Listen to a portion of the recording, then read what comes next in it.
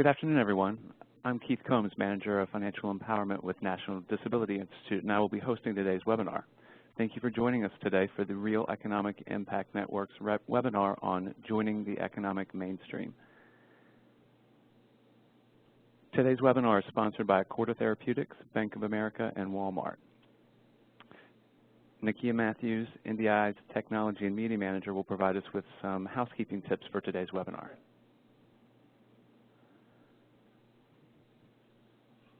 Good afternoon, everyone. The audio for today's webinar is being broadcast through your computer. Please make sure your speakers are turned on or your headphones are plugged in. You can control the audio broadcast via the audio broadcast panel, which you see below.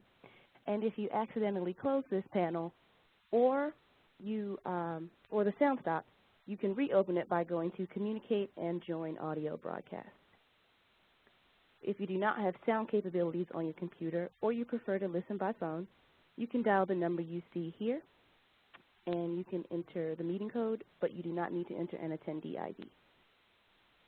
Real-time captioning is provided during this webinar. The captions can be found in the Media Viewer panel, which is in the lower right-hand corner of the webinar platform. If you'd like to make the Media Viewer panel larger, you can do so by minimizing some of the other panels like chat or Q&A. And conversely, if you do not need a Media Viewer panel, you can minimize it. We will have a question and answer portion during this webinar. Please send any questions that you may have to either myself, Nakia Matthews, or Keith Combs, and we will direct the questions accordingly. If you are not logged into the web portion, you can also send questions by emailing them directly to Keith at kcombs@ndi-inc.org. Please note this webinar is being recorded and the materials will be placed on the NDI website. If you experience any technical difficulties during this webinar, please use the chat box to send me, Nakia Matthews, a message, or you may also email me at ndi-inc.org.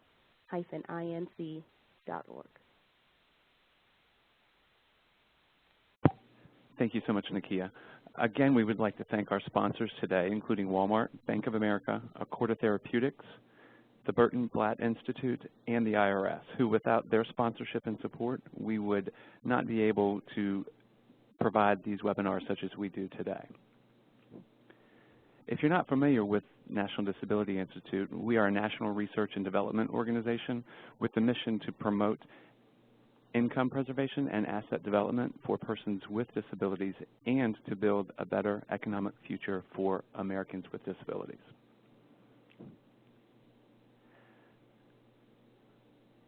NDI's Real Economic Impact Network is an alliance of organizations and individuals dedicated to advancing the economic empowerment of people with disabilities.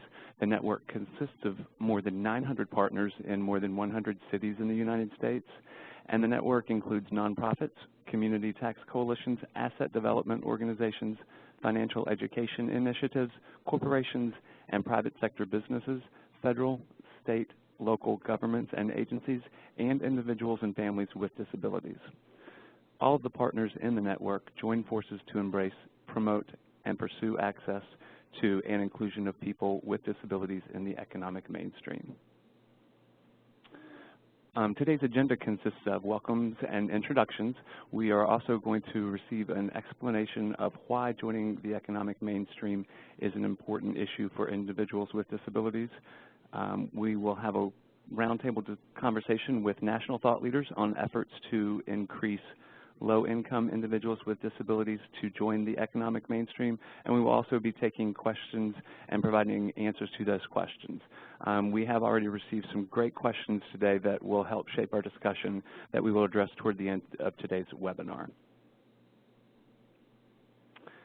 Some of the outcomes of today's webinar is we're going to have a better understanding of the issues facing individuals with disabilities. We're going to understand federal policies that support the economic advancement of individuals with disabilities, how national agencies are advancing the opportunities for financial stability, and finally some opportunities for your groups and organizations to connect with financial capability resources and/or activities. Michael Morris is the Executive Director of National Disability Institute, and he will be moderating and leading our discussion today. And he will introduce today's speakers after providing some background information. Thank you very much, Michael. Thank you, Keith, and I'm going to ask you to turn the slides when I need to go to the next one. Welcome, everyone. I'm particularly excited about this webinar as part of our webinar series through Real Economic Impact Network. This is the 50th anniversary year since President Lyndon Baines Johnson declared a war on poverty. 50 years later, we're still fighting that war, and particularly people with disabilities are still all too often at the bottom of the economic ladder. To frame the issue for today's discussion, let me share with you a bit of context. People with disabilities live in poverty at a rate twice that of their non-disabled peers, 27.8% compared to 12.4%. Many people with disabilities have never managed a budget, opened a savings or checking account, had the opportunity to apply for an assisted technology loan, or have been a part of conversations or training and education to help understand strategies on how to build assets. Next slide. The challenge by the numbers. Approximately half of people with disabilities in the United States report a personal income of less than $15,000, and only 7% make more than $50,000. 3 in 5, 58% of people with disabilities said they are either struggling to get by and going further into debt each month or living paycheck to paycheck, versus only 34% of people without disabilities. Just over 1/3, 37% of people with disabilities report they are not living paycheck to paycheck or have few financial worries, as compared to 62% of people without disabilities. Next slide. In terms of the financial capability of Americans, in general, 42% of Americans report having more debt than they would like. 60% report they do not have a rainy day fund in terms of any emergencies. 78% of low-income workers report having an average of over 7 credit cards, and 22% report having more than 15 credit cards. So they're using credit cards to actually have a supply of funds to supplement income, but also driving themselves further and further into debt. 50% report with credit scores below 600, which also, if one could access a loan, are going to make that loan more expensive and the terms more challenging and difficult to meet. Next slide. In terms of the impact of income disparity, we know from multiple research studies that low-income individuals have less financial knowledge and ability, achieve fewer financial goals, and have less access to financial services and products than individuals with higher incomes. We also know that identifying and utilizing strategies to equip individuals with the knowledge and access they need becomes a critical first step to changing behavior and improving outcomes. In terms of, next slide, in terms of the impact of support, savings and investments and tax advice improve positive behavior and reduce negative behavior for low-income earners. We also know that the best time to reach an individual and teach them about money management is at a point in time when it's most needed, such as doing a job search or when receiving that first paycheck, and other critical touch points or critical moments. Next slide. Our goal and the work of National Disability Institute and many other organizations that have been focused now on building financial capability and a better economic future, our goal is to ensure that individuals have the financial capability to manage the resources they have and pursue what they want. Next slide. In terms of financial capability for people with disabilities, there are additional considerations to ensure individuals have the knowledge and skills they need, the opportunity to act, and the support necessary to take action. Next slide. Many federal policies support financial capability strategies, and certainly a key component of financial stability is to be employed, to be working more hours, to be working full-time, to be working at better wages. Next slide. Section 503 of the Rehabilitation Act, with the final rule that came into play towards the end of March of this year, prohibits federal contractors and subcontractors from discriminating in employment against individuals with disabilities, and requires these employers, federal contractors, to take affirmative action to recruit, hire, promote, and retain individuals with disabilities. Next slide. For workers with disabilities, a new executive order sets out new requirements in terms of paying at least the minimum wage. The executive order of President Obama raises the minimum wage for employees of federal contractors, including workers with disabilities, to a minimum of $10.10 an hour beginning in 2015. Over 28 million workers will benefit from this proposal to increase the minimum wage to $10.10 an hour. This will give every person with and without the disability to build a more secure financial future for themselves and their families. Next slide. Let me share with you the panel we have assembled to enter into a dialogue, a conversation about really the issues of joining the economic mainstream. Where do we fit in terms of people with disabilities and finding those pathways out of poverty? Let me first introduce you to David Szymanski, Policy Analyst, Office of Financial Empowerment, Consumer Financial Protection Bureau. David is a policy analyst in the Bureau.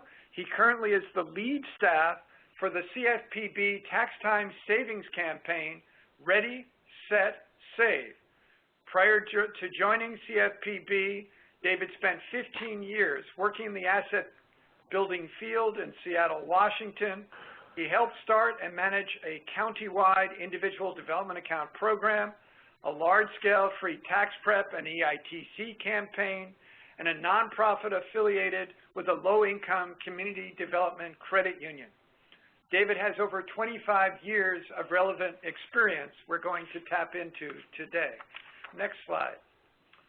Let me also welcome Risa Fox, who is a public health advisor with the Center for Mental Health Services, part of SAMHSA, the Substance Abuse and Mental Health Services Administration. Risa is the lead at SAMHSA on employment and serves on the Recovery Support Strategic Initiative to promote increased gainful employment and educational opportunities for people with behavioral health issues.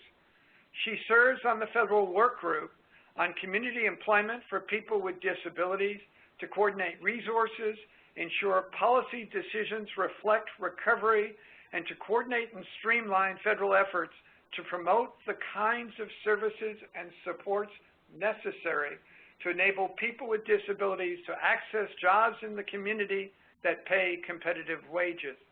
She has previously held positions at NIMH, National Institute of Mental Health, working with the Community Mental Health Centers program, and has been with the federal government for over 35 years. Next slide. Let me also introduce you to Kelly Buckland, the Executive Director of the National Council on Independent Living. a network of centers for independent living that stretches all across the country, north to south and east to west. Kelly is a person with a disability who has actively been involved in disability issues since 1979. For over 20 years, he was the executive director of the Boise, Idaho Center for Independent Living and a part of the Idaho State Independent Living Council. In 1978, Kelly graduated from Boise State University with a BA degree in social work. In 1988, he graduated summa cum laude from Drake University with a master's in rehab counseling. He has been a part of the Nickel Governing Board since 1998 and was Nickel president from 2005 to 2009. And as I mentioned, he is currently employed as the executive director of the National Council on Independent Living. Next slide. Our final panel member is Allison Wall, executive director of the Collaboration to Promote Self-Determination. Allison is heading up CPSD, a coalition of 22 national disability groups advocating for the full inclusion of citizens with significant disabilities. Allison received her MBA from the College of William and Mary, and after 16 years in corporate America, she decided it was time to take her experience to the public sector. Allison writes about systemic barriers to Americans with significant disabilities through various blogs and has been featured in the New York Times and the Washington Post. She is actively involved in the Down syndrome advocacy community on the local and national level. She is the mom of 3 boys, the youngest of whom has Down syndrome. Let me thank all 4 panelists for joining us today, and I'm looking forward to a lively discussion. Let me first turn to David, and can you briefly tell our audience, which is from people joining us from across the country, tell us about what is CFPB and what can people expect from it in the future? Thanks very much for letting me join you today. A little bit about the CFPB for those who have not heard of it or don't know fully about it. The Consumer Financial Protection Bureau was formed in 2010 through the passage of the Dodd-Frank Act, which for many of you may recall was in the wake of the sort of financial crisis of the 2007-2008. And it's the first federal government agency that's really designed to, put the consumer first. Many regulatory bodies within the federal government, have other kinds of responsibilities, but our focus is really on the consumers. And our relationship to our financial institutions, some of which we regulate, and non-financial service providers also which we regulate or create rules around, is really based on their responsibility to consumers. So in the Bureau, we have several different sort of sets of tools. One certainly is our regulatory capacity, but other pieces are our research capacity and understanding markets and what's going on in the marketplace, because clearly the financial service marketplace is really dynamic, and there's new products and services and things being changed or added all the time. Another function that we have is through our consumer education and engagement office, of which I am a member, and specifically the office that I work with is the Office of Financial Empowerment, which focuses on low-income and economically vulnerable consumers, including people that are literally low income, but other groups of people, including people with disabilities. So we're really focused on those kinds of issues. I can say a little bit about some of the things we're doing in that space, but maybe I'll stop there, and Michael, and ask you if you'd like me to continue or let some of the other folks get some time. Let's get we'll get our basic orientation to each of the 4 groups. Risa, although many people are familiar with SAMHSA and the office you work with, maybe you can give a brief overview.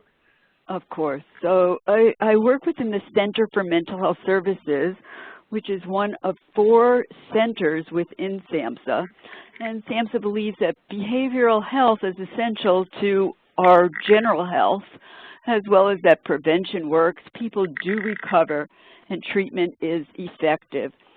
SAMHSA gives out many different types of grants and contracts, all working towards what we've called a strategic initiatives, and they include prevention of substance abuse and mental illness, an awareness to serve the military families, health IT, data outcomes and quality, trauma and justice, health reform, public awareness and support, and recovery support. And my particular involvement is in the area of recovery support, since there's a strong belief that in order to become independent and for people to recover, and employment is an important component to that, because we all, when people come up to us in many scenarios, they'll ask you, what do you do? Where do you live? And when you work, you have an opportunity to gain some different identity, as well as it offers opportunities to meet people, and of course you get financially reimbursed. And it's this financial reimbursement which also then can lead with all the other, you know, kind of supports which we're hearing about today in terms of how to take that money and have it work for us. And I'm just recently was SAMHSA sent out an RFA on the evidence-based practice of supported employment, and we will be awarding 6 grants to states all over the country, because we do believe that supported employment is possible. People can get a job and can work, and there's particular components of this which are key to allowing people to find jobs immediately, get the supports they need, and if they're on medication, maybe titrate down, get support from a family members. But employment is a key road to financial independence and recovery. Thank you, Risa. You're welcome. Let me turn to Kelly, and again, we have a very diverse audience. Maybe you can give a quick overview of Nickel. Sure, thanks. This is Kelly. Nickel is a membership organization, and we advance the independent living and rights of people with disabilities. And we envision a world in which people with disabilities are valued equally and participate fully. And I'm kind of fighting a cold, so if my voice sounds a little raspy, my apologies. The National Council on Independent Living is the longest running national cross-disability grassroots organization run by and for people with disabilities. We were founded in 1982, which means that we're currently celebrating our 32nd anniversary. So we've been around for a little while. Nickel represents thousands of organizations and individuals, including individuals with disabilities, centers for independent living, statewide independent living councils, and other organizations that advocate for the human and civil rights of people with disabilities throughout the United States. An outcome of the national disability rights and independent living movements, Nickel really was founded to embody the values of disability culture and independent living philosophy, which creates a new social paradigm and emphasizes that people with disabilities are the best experts on their own needs, and that they have crucial and valuable perspective to contribute to society and are deserving of equal opportunity to decide how they want to work, how they want to live, and how they want to take part in their own communities. So since its inception, Nickel has really carried out its mission by assisting member centers and silks in building their own capacity to promote social change, eliminate disability-based discrimination, and create opportunities for people to participate in the legislative process to affect change. Nickel promotes a national advocacy agenda. It's set by our membership, and they provide input and testimony on national disability policy.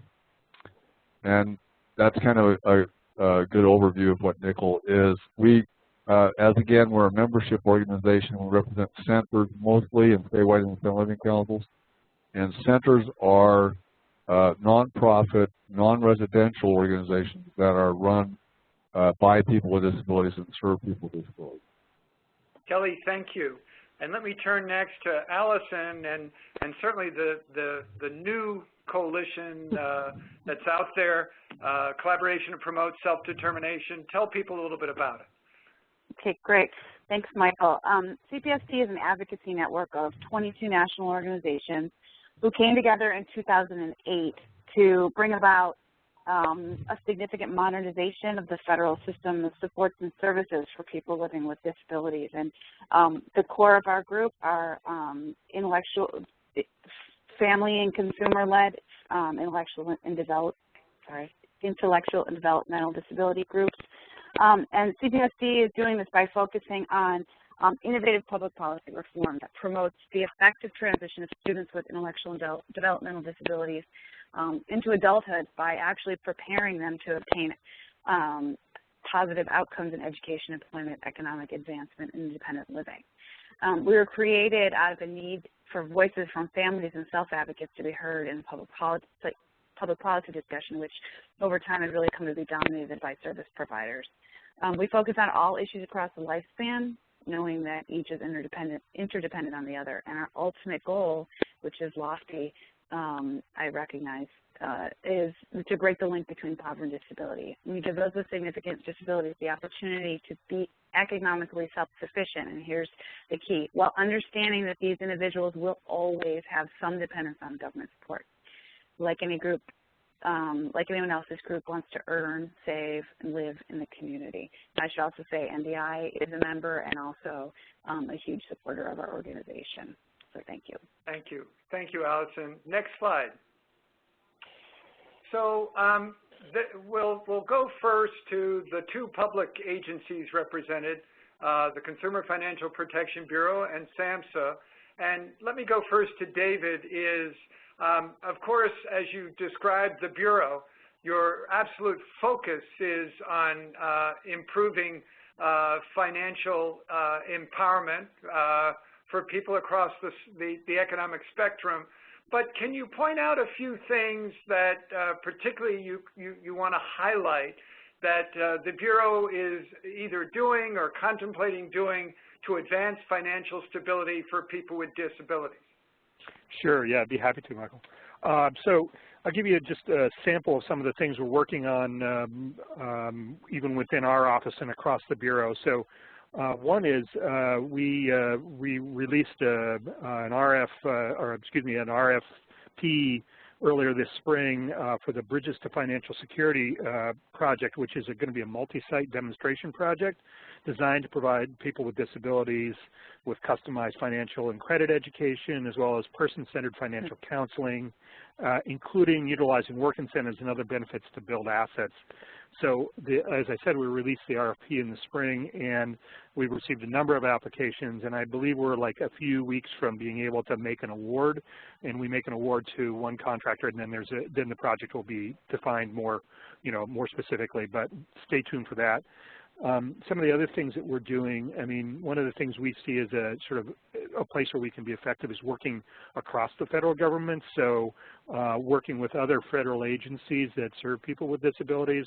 So we've signed an MOU with ODEP, with Office of Disability and Employment Policy, to help get information out about consumers' rights and protections, especially people with disabilities, working with the Social Security Administration to help inform SSI and SSDI recipients about, Bureau services that I can talk about. We're promoting saving at tax time, and while this isn't specifically, for people with disabilities, clearly there's a lot of people that for which that fits, and we're working with a lot of VITA sites around the country, many of whom serve people with disabilities. And then lastly, we're about ready to roll out a toolkit, financial empowerment toolkit called Your Money, Your Goals, which is designed for frontline case managers. It's modularized and is designed to help case managers be more adept and more confident in having the money conversation with their clients. And we're working specifically with the Disability Employment Initiative and to pilot this in some of the grantee states. David, thank you. Risa, let me turn to you and work at SAMHSA. I know you talked about employment, but you also have been working on the link between employment and building financial stability. Can you talk a little bit about that? Sure, of course. So let's see. First of all, we fund 5 consumer, what we call consumer support or technical assistance centers. And 5 years ago, when we put out this RFA, we gave them options in terms of what we call program content areas of concentration. And one included employment and financial self-sufficiency. And the Mental Health Association of Oregon, PeerLink National Technical Assistance Center, has taken a lead on that particular content area. And they've been both garnering, questions and needs from the field, and they've been sending out information about the importance of financial self-sufficiency. Here at SAMHSA itself, we have several RFAs and block grants which deal with issues around employment, as well as we have an interagency agreement with the Department of Ed, National Institute of Disability and Rehabilitation Research. We fund 4 what we call rehabilitation research and training centers, 2 on transitional age youth and 2 on adults. And 3 of those are in the area of employment because of our belief that employment is the gateway to financial self-sufficiency as one component. And the other one is on health and co-occurring problems for people with serious mental illness. I also serve on the Curb Cuts to Middle Class initiative, which comes from the White House, which is to look at how, and Michael had already mentioned it, how we can do something regarding Section 503, which is something that the President had put through last year, which is to have people or firms who are contracting with the federal government be required at a certain level of their contracts and the level of employees to set aside a certain number of positions for people with disabilities. And it's a really exciting opportunity because people think, oh, Washington, and that's where all your contractors are, and that's not the case at all. So as we look at some of this, we look at where these contracts are and where we have people all over the country with disabilities looking for work. And we're hoping to do something on disabilities.gov. So there's really just so much going on in this area to promote employment for people with disabilities. And as I said, particularly for people with serious mental illness and co-occurring, which is the RFA which we have just received applications, and we're putting together right now our funding plan so that in September we can release to these 6 states, and there'll be 2 target what we call community mental health centers or regional behavioral health within each of these states. So it's a total of 12 sites that will actually be implementing evidence-based supported employment, which was, we've had 2 renditions of our own toolkit at this point. But so it's very, very exciting to see this go on and to really see and enable people to both get jobs when they want it, where they want it, and get some follow-up so that if there are issues as they go forward, there are experts to help them in achieving employment, which of course we all know, once you're employed and you have financial remuneration, then you can take part and learn about all these other venues to economic self-sufficiency. Thank you, Risa. I'm going to turn now to our 2 private sector members of the panel.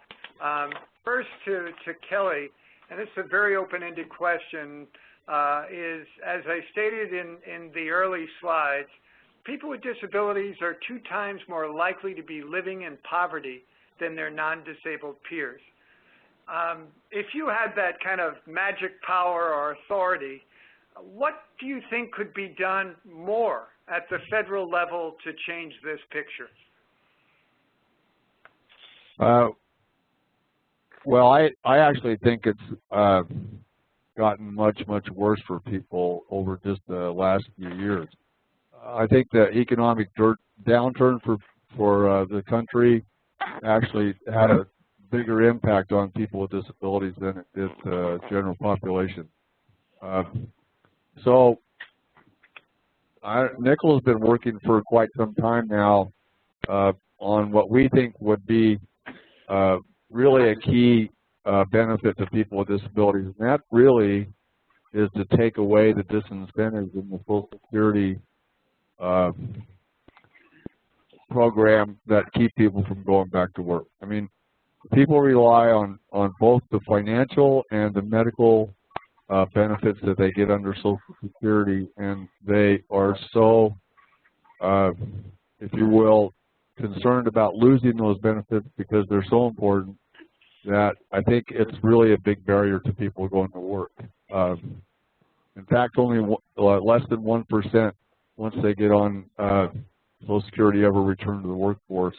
And fewer people with disabilities are participating in the workforce each year. I mean, the new employment figures that just came out for May show a pretty bleak picture for people with disabilities. So we really think that changing the Social Security program so that it would make it easier for people with disabilities to go back to work without losing benefits really is a key piece that needs to change. And the ability for people to save more money and build more assets as well.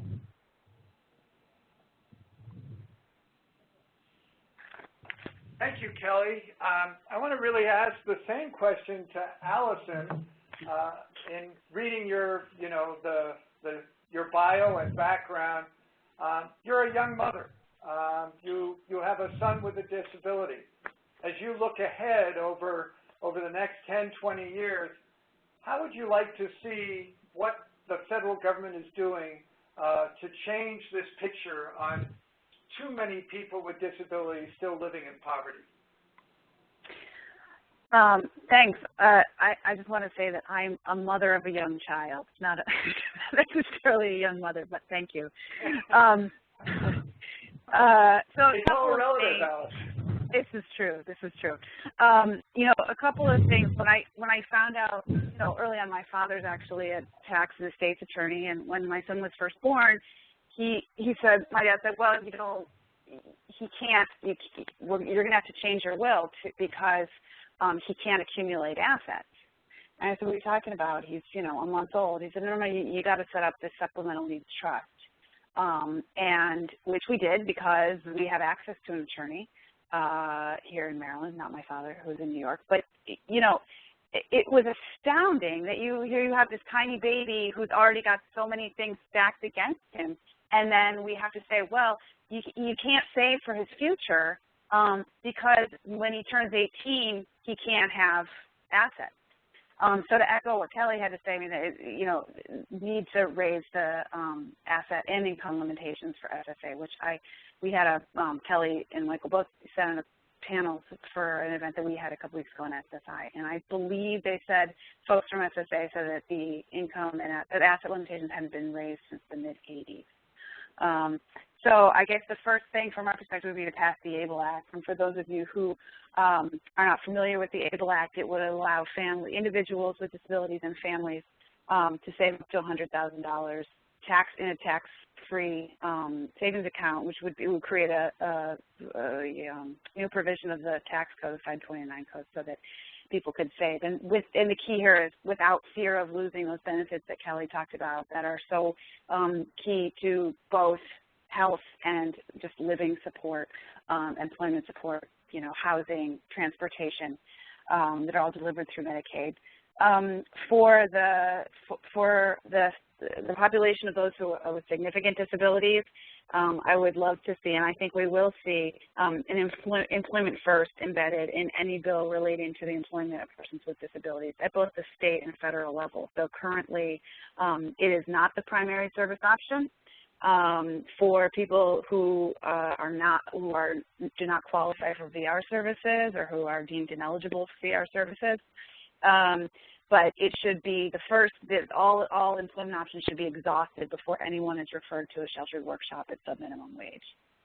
And of course, in long term, we'd like to see Section 14C of the Fair Labor Standards Act repealed over a long period of time that people could adjust.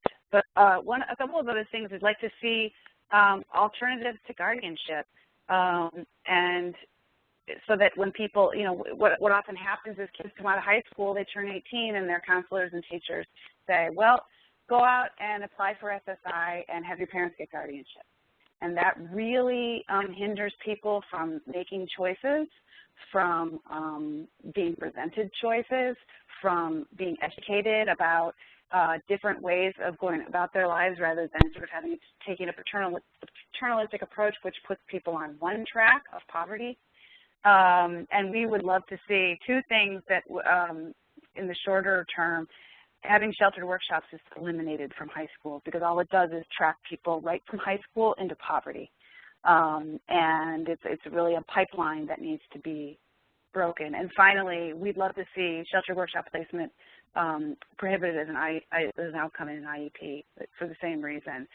These kids don't have a chance to really ever get into the economic mainstream if they're prohibited before they even have an opportunity to understand what's out there.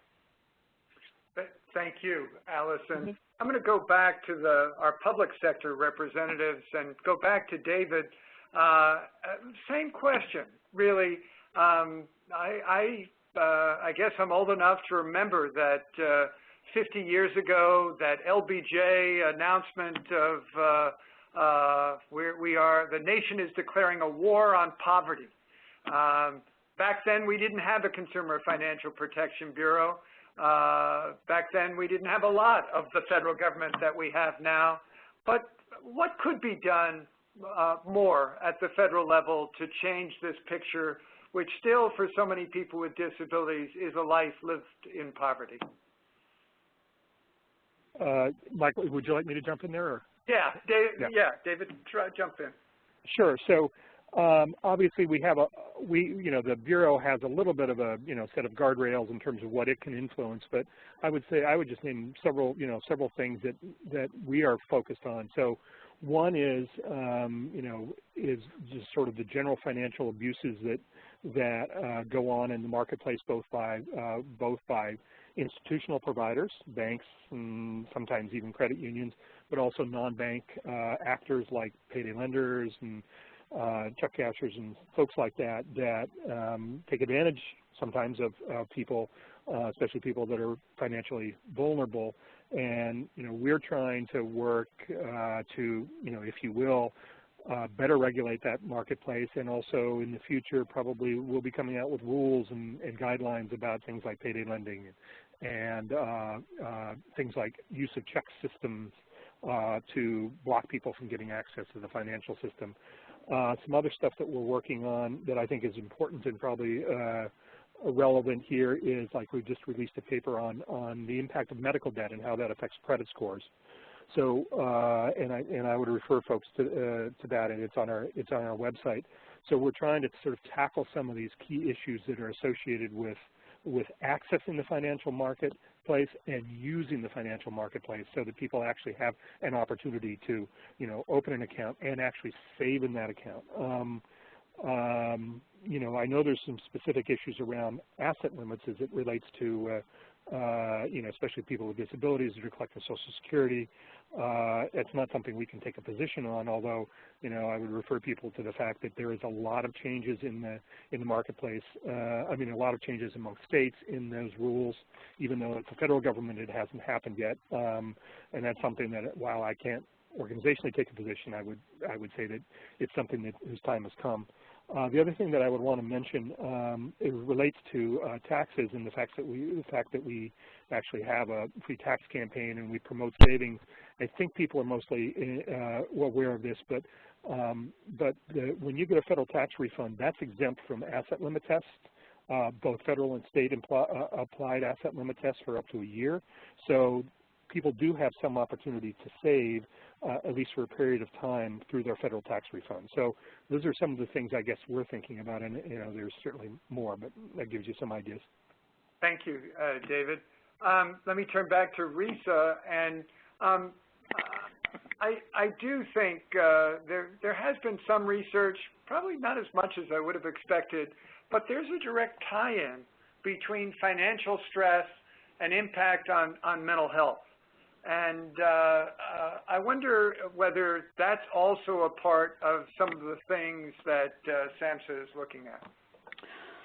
Well, David, I can't answer that, Michael, directly, but I can say that I attended a very fascinating panel on Monday at the Rayburn House Committee, and it was the psychological impact of long-term unemployment. So this is for people with unemployment.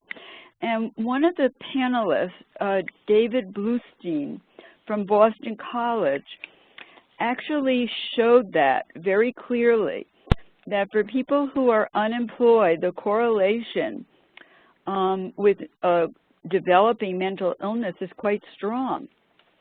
So I think we have to understand that, it's so stressful for anybody, whether they've ever worked or they haven't worked, to be different and not to be able to identify themselves as someone who has a job, someone who has the money, because the money allows you to do certain things.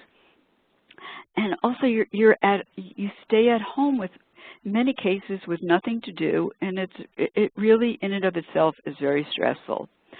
So that's really where we are in terms of how we see, and I think there really is quite a bit of research on this correlation between not working, excuse me, mental illness, and therefore the correlation to poverty.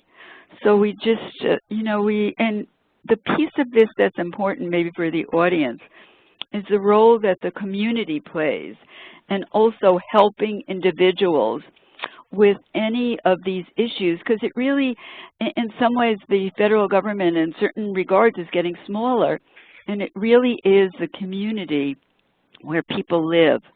So we want to really foster more community involvement with everybody to help people find jobs, to help people stay in jobs, and financial self-sufficiency. So that's what I would add to this discussion.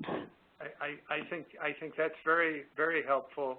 I'm going to go back to David for a moment. I know you're going to have to leave us before the conclusion of this webinar, and just give you another opportunity to really, for the audience, maybe some suggestions on how can they tap into what are just a growing, I would consider it, treasure of resources from the Consumer Financial Protection Bureau, both in terms of downloadable materials, toolkits, but also maybe you can say a little bit about, you have I guess a protection part of the Bureau where people can lodge individual complaints and have them investigated.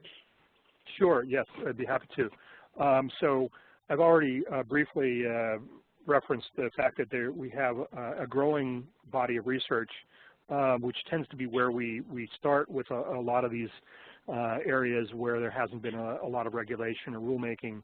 So I mentioned the research around medical debt, and we've done papers on payday lending and on overdraft protection and some of those kinds of issues that are concerns within the financial marketplace. But I want to draw attention to the couple things you referred to, Michael. We have a couple of tools online that I think are really valuable. One is something called Ask CFPB, where we have answers to over 1,000 questions up there, common, with common language answers, where questions and answers that you can search, and a lot of times you can find answers to questions you have about navigating the financial marketplace, what things mean, and if we don't have an answer to a question you're interested in, then you can actually ask a question and we will answer it. So that's a growing sort of body of information. But the thing that you referred to specifically was something called our consumer response or consumer complaint line. You can go online, or you can file a complaint by phone or on the web, or you can even have a case manager help you file a complaint if you have a specific grievance, for example, or complaint against a financial institution or financial service provider. And we will take that complaint and we will actually contact the service provider, get some response. Sometimes it involves some restitution, sometimes it involves just explanation, but it gives the consumer some direct response to their complaint. And we have fielded over 300,000 complaints in just a couple of years that we've had that service. So I encourage people to use that as a tool. It's something that not only helps the consumers to get their individual complaints or concerns answered, but it also helps to inform us as we're making new regulation.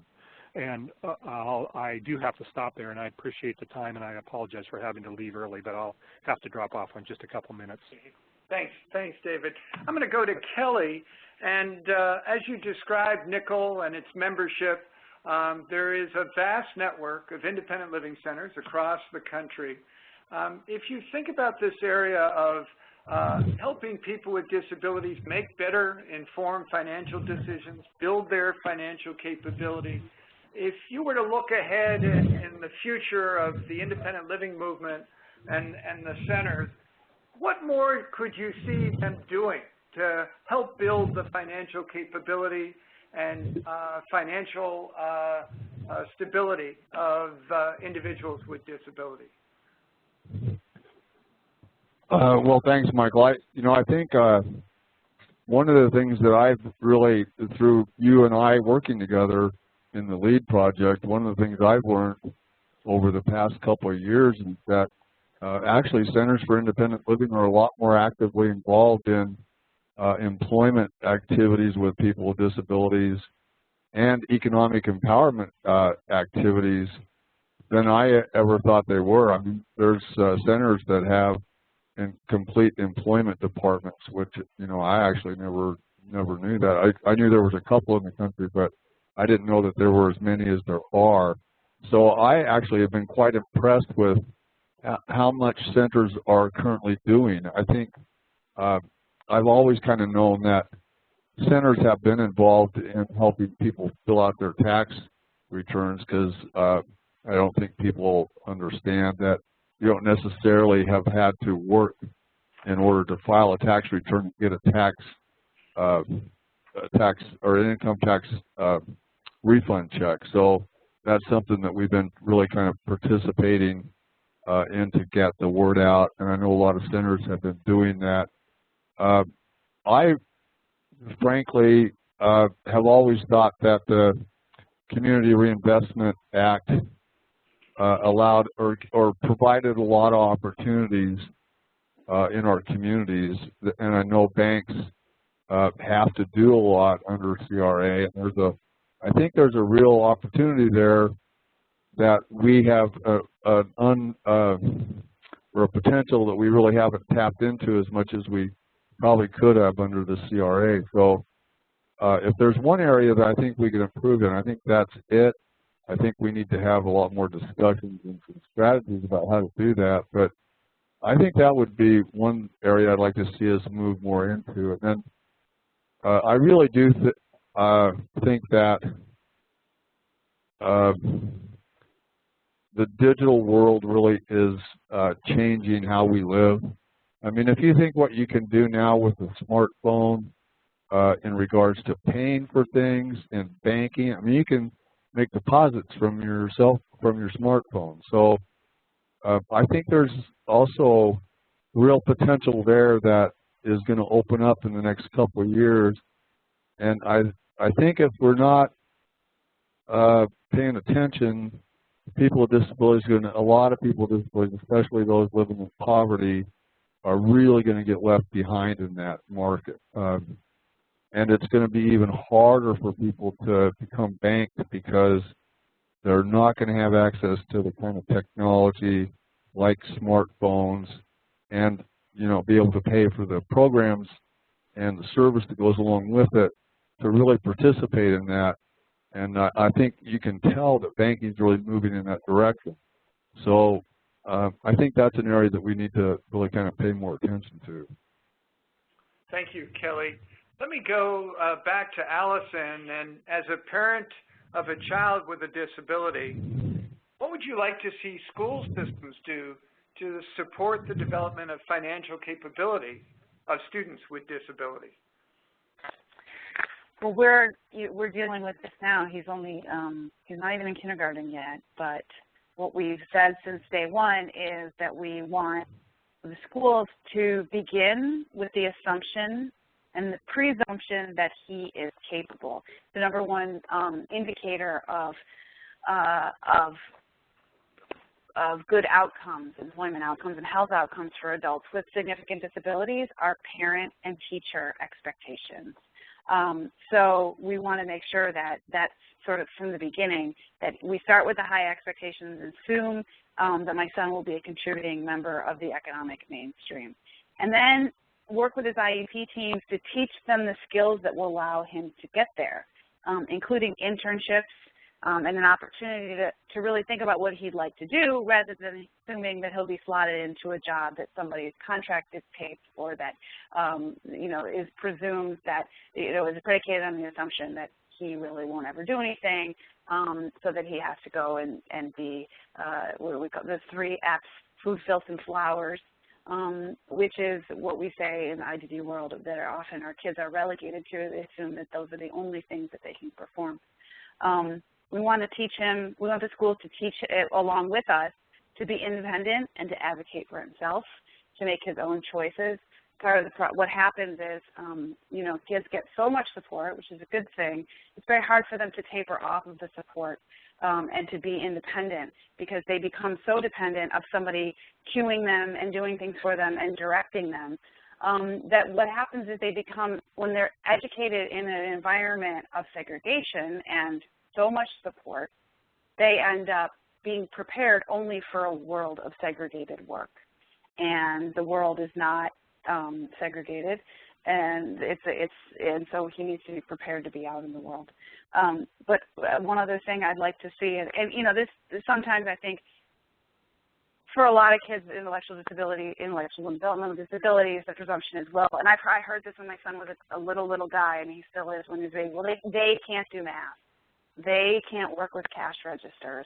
I would like to, again, go back to the presumption of competence and also have them understand basics of bank accounts, saving, planning to the extent that they can. Then you modify that curriculum so they have an understanding of what it means to earn and save and work. So many people, so many parents, sometimes we're our own worst enemies. So many parents assume that our kids are never going to be able to do that. So why teach them those skills? We want to teach them how to tie their shoes. Well, I want the school to give my child access to the general curriculum and help modify the curriculum and make accommodations that he's going to need all his life.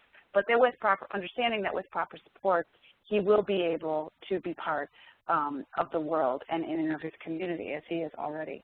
And I'm going to go back to what I said earlier because I think this is really, really important. I'd like to see schools get out of the business of recommending SSI. And I understand why they do that because often the waiting lists for Medicaid are long and they want to make sure that they don't sit on a couch for several years, but get out of the business of recommending guardianship and talk about alternatives to guardianship so that kids are not completely without the ability to make their own decisions before they even know what choices are available for them.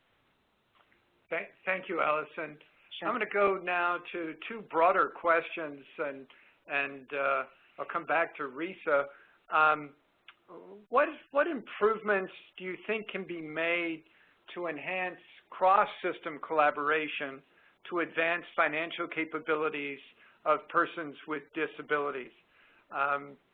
It seems there are lots of activities, as we've been learning on this webinar, by different agencies, but what could we do to increase the coordination or collaboration across the federal landscape? Risa? Yep, sure, Michael. Okay. One is exactly what you're doing. It's holding these, webinars which, bring together people both at the federal and the state level, as well as there's many, many meetings, which of course some of which you have also coordinated around this concept of rating and blending, because each agency and each department has their own resources, and how do we then get these different departments with other rules and regulations in certain regards working together. And as I mentioned earlier, we have had a long-term interagency agreement with the Department of Ed to do services demonstration research, which we can't do. So I think there's so much stuff, and of course, I think that advocates in the field can, of course, say this is what it is that they want and what they say they need as a way for us to see some of this. Because, we're very short on, and we don't do that much site visits or travel into the field anymore. So any kind of communication that we can get from the field in terms of what's going on, what's needed, is very helpful. Great. Thank you, Risa. Kelly, I know with hopefully the move from the Department of Education to the Department of Health and Human Services of independent living funding, you're going to be working more with HHS and the Administration on Community Living, but you, of course, and Centers for Independent Living work across the federal government. Do you have advice on how can we improve cross-system collaboration to particularly focus on advancing economic self-sufficiency for youth and adults with disabilities? Wow. So, big question. I wish I had some kind words here, but the federal government just doesn't seem to talk to each other especially when it comes about this. I did a lot of work when I was in Idaho to get the Medicaid buy-in program in Idaho up and running, and even after we got the law passed, we got the program set up, and people were able to take advantage of it. We could not. I mean, we tried over and over and over. We could not get Social Security and Medicaid to talk to each other. They just would not. They didn't speak the same language. So it was a huge barrier to folks to use the Medicaid buy-in program, which is really one of the most valuable tools that really came out of the Ticket to Work program, was the Medicaid buy-in program. The fact that people were unable to take advantage of it because you couldn't get those two agencies to speak to each other in the same language was extremely frustrating. So if there was something that I could do to make that happen, that would be my goal, is to get those two agencies to talk to each other, because I did participate over the last couple of years in a program where HUD and CMS were doing a lot of work together to collaborate, so that when people were ready to move out of an institution into the community, the housing and the services under Medicaid were coordinated and happening at the same, and the two different agencies were talking to each other and understood each other. And quite frankly, that there's a big language barrier between those two agencies. So if something like that could occur between Social Security and CMS, where those two agencies could start talking to each other better about how to get people with disabilities to work, and take more advantage of like financial empowerment kinds of stuff, and to keep their benefits when they go to work and so on and so on. That would be a huge improvement. Thank you, Kelly. You raised such a good point. I mentioned earlier this notion of teachable moments. There is no better teachable moment for the over 12 million people with disabilities who now receive a Social Security benefit, a check, even if it is direct deposited. What a teachable moment to talk about budgeting and money management and saving and return to work, and yet we don't yet optimize that moment. We have American Job Centers within the workforce investment system, and we're fortunate with projects we're working with you and Centers for Independent Living to look at how we get different agencies and different funders to work together. But we don't have this figured out yet, and there really appears to be that lack of common focus, common desire to use and leverage all this government infrastructure in a way that makes it simpler and easier for people with disabilities to become more informed on their choices, become more knowledgeable and skilled in making financial decisions.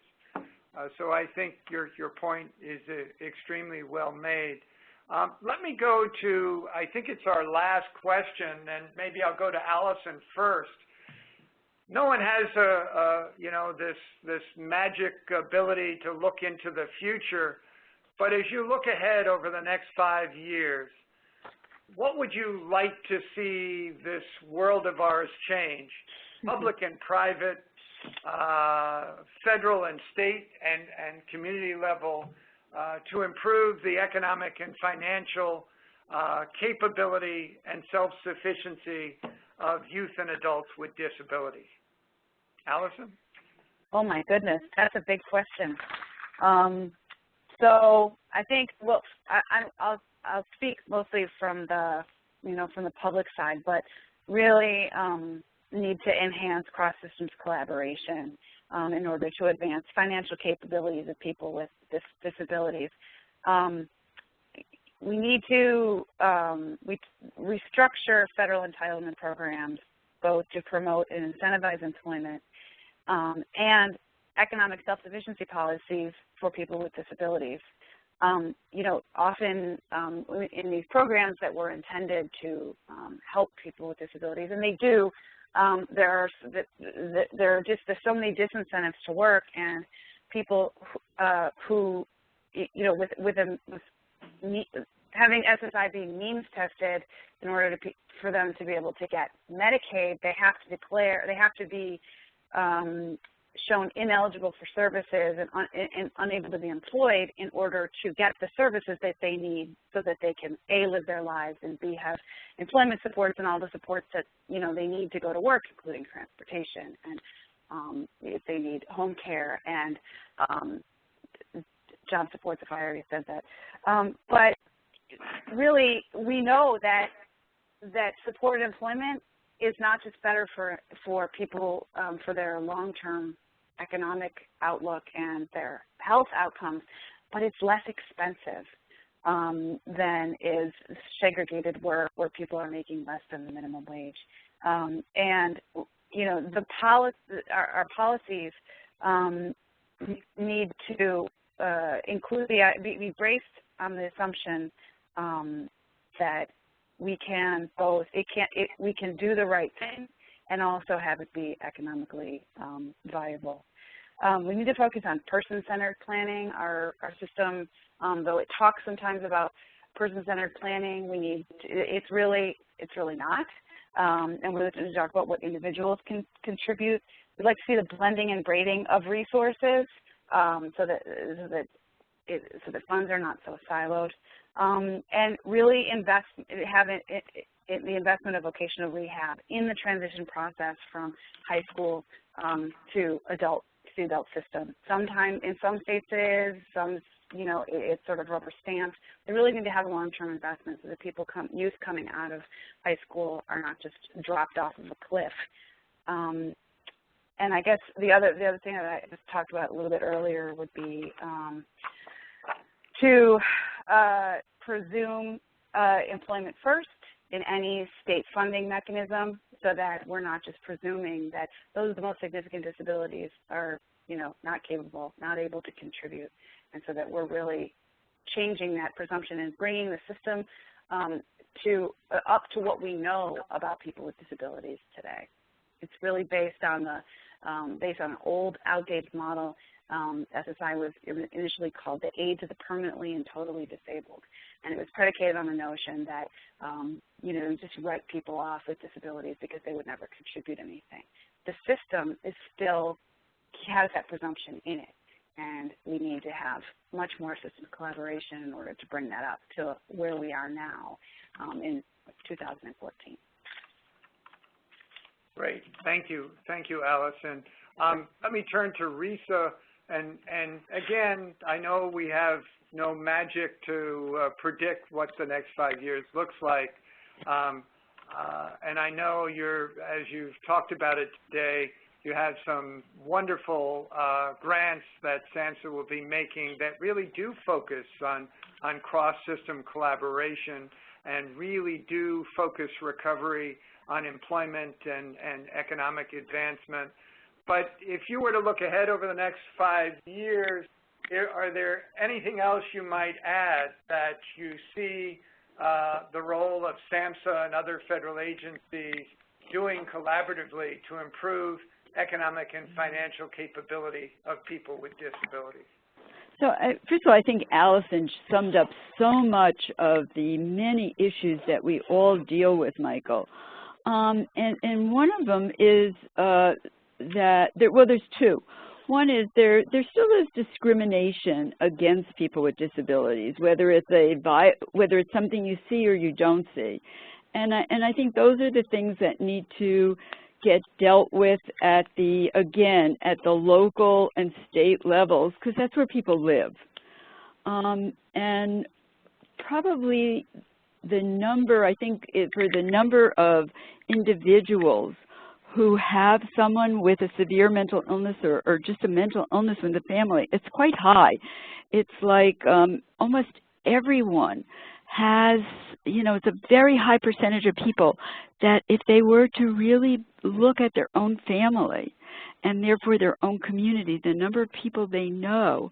So it's really the idea of what can we do to better, be more open, both within these agencies and these departments to work together, as well as at the community level. Because, the Social Security disability trust income, the research has shown from Mathematica that it is going to be in bankruptcy by 2016.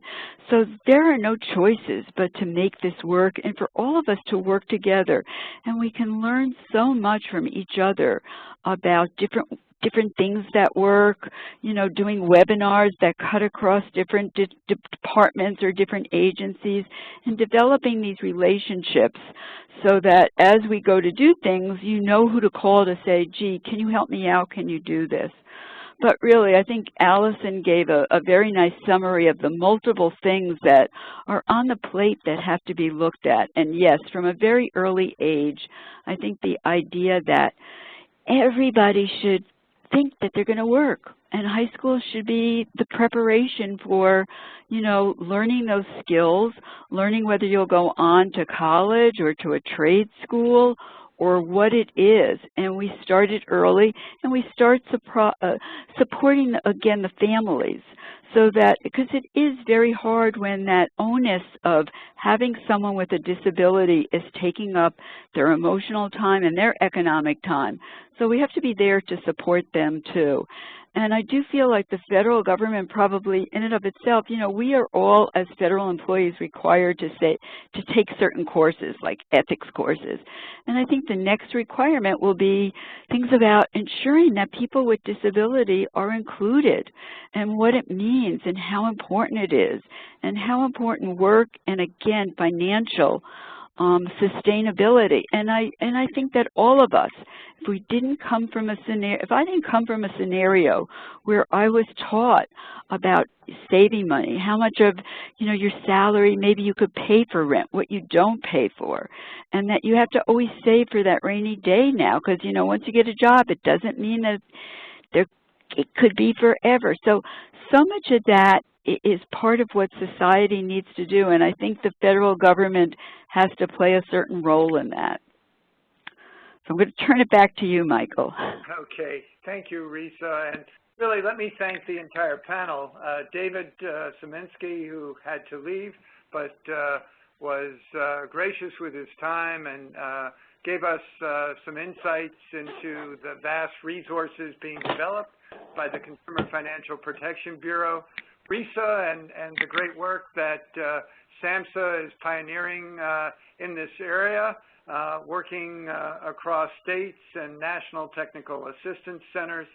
Kelly and Nicole, the National Network of Centers for Independent Living, who are doing much more than perhaps people realize in focusing on employment and economic advancement, building financial capability for persons with disabilities, and the collaboration to promote self-determination, Allison Wall, and the growing group of national organizations that find clearly the status quo unacceptable, promoting the ABLE Act, promoting opportunities that clearly state a preference for employment first, starting younger and earlier with children in school, and building this notion of a culture of work, savings, and asset building.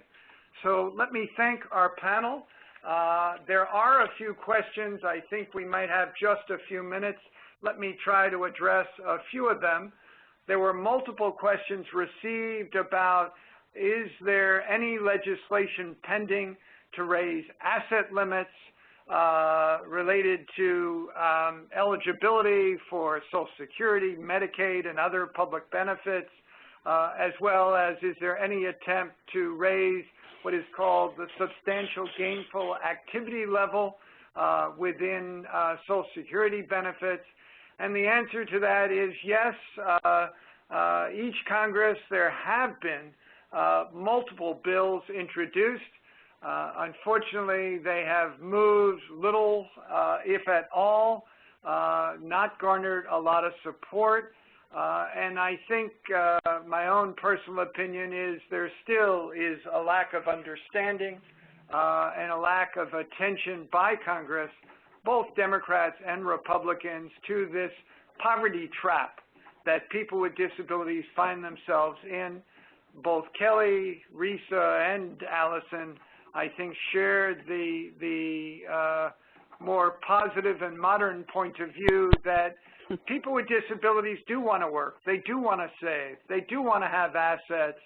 They do want to be financially independent, yet they may not be able to be completely free of some level of government support. Our public policy has not kept pace with what we know today, what people's expectations are, and what the opportunities really need to be in communities across the country. We are, though, making progress.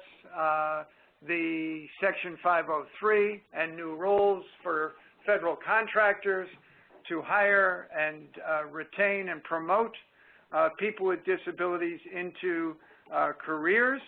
The executive order on minimum wage being raised for employees of federal contractors with and without disabilities.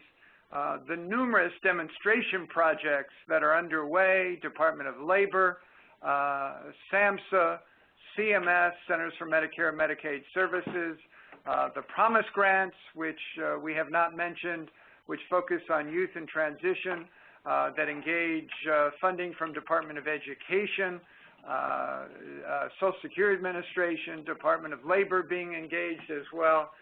There are new testing grounds. There is certainly a heightened interest we have not seen before.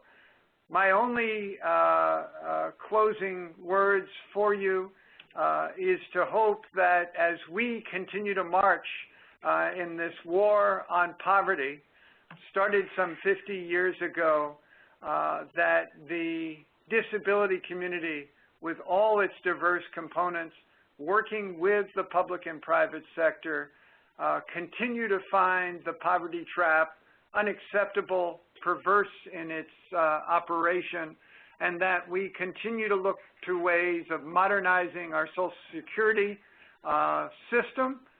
We look to ways to engage students with disabilities to learn core knowledge and skills around financial capability, and that we fully expect people with disabilities to enter and be a part and full participating members of the economic mainstream. So thank you for joining us, and there is one or two last comments. There is a slide. We have put it up on the screen. Resource, Understanding Public Benefits.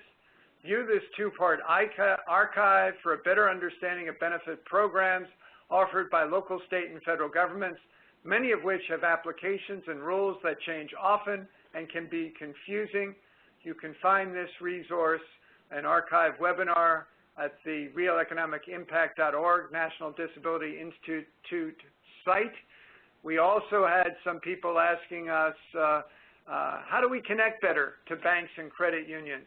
We urge you to go into your local banks, to find your asset-building coalitions in your local community, because they're out there, some 300 strong across the nation. And organizations representing people with disabilities, by and for people with disabilities, need to be a part of those coalitions. We ask you to join our Real Economic Impact Network, which offers these webinars almost monthly. Next webinar, Wednesday, July 9th, 2014, Better Money Habits, Understanding Credit, a vast network of resources online, videos, and other materials. This is a webinar we urge you to join with us, learn more, share it with others, invite others to be with us on July 9th, 3 p.m. to 4 p.m. Eastern Standard Time. Check out our website for future webinars and the archive ones, such as today's recording. Visit www.realeconomicimpact.org. Thank you so much for being with us. We thank again our sponsors, Walmart, Bank of America, Accorda, and the continued support from the IRS and the Burton Blatt Institute at Syracuse University. We hope you have learned today some new information. We hope we have challenged your thinking. We hope you will find new ways to collaborate your efforts to build economic empowerment for people with disabilities in your local community. You can find us also on Twitter, Facebook, YouTube, Flickr, and Tumblr. So please continue to join this war on poverty, and we hope to share with you future successes and future innovations that are truly creating pathways to economic self-sufficiency for people across the spectrum of disabilities nationwide. Thank you for being with us today, and we look forward to you joining us in July. Thank you. Bye-bye.